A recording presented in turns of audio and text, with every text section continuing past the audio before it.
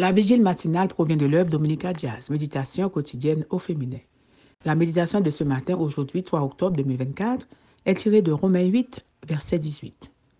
J'estime que nos souffrances du temps présent ne sont pas comparables à la gloire que Dieu nous révélera. Le bonheur, page 285.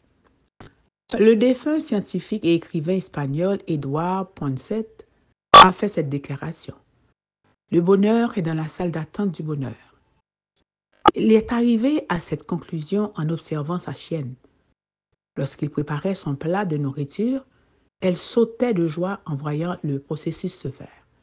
Bien qu'elle ne soit pas encore en train de manger, elle était déjà immensément heureuse. Cette même conclusion est expliquée en termes scientifiques par Robert Sapolsky.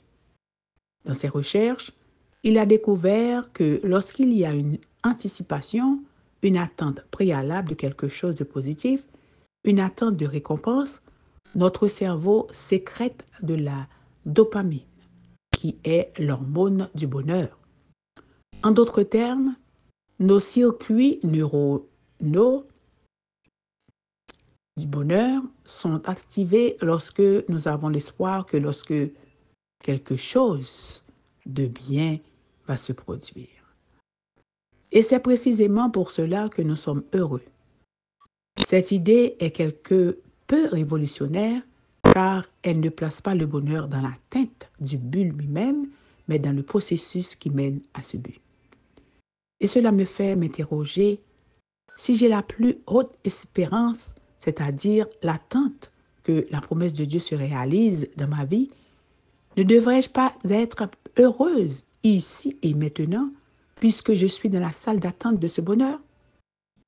J'ose répondre, oui, je dois être heureuse et ici et maintenant, malgré les aléas de la vie, malgré le péché qui nous entoure, malgré les limites du monde actuel.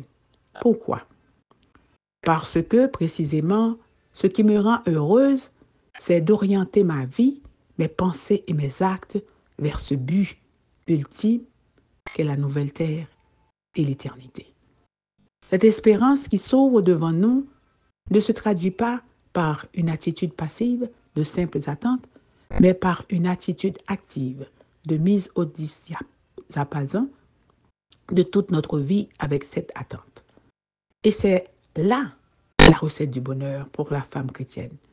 Avoir la certitude qu'il viendra et vivre dans l'attente joyeuse de ce moment que nous voyons déjà se dérouler devant nous par les yeux de la foi. C'est pourquoi retenons fermement l'espérance que nous proclamons, car celui qui a fait la promesse est fidèle. C'est dans le maintien ferme de cette espérance que réside notre bonheur actuel. Nous sommes dans la salle d'attente de la gloire à venir. Amen, amen, amen. Le bonheur. Que Dieu vous bénisse. Bonne journée.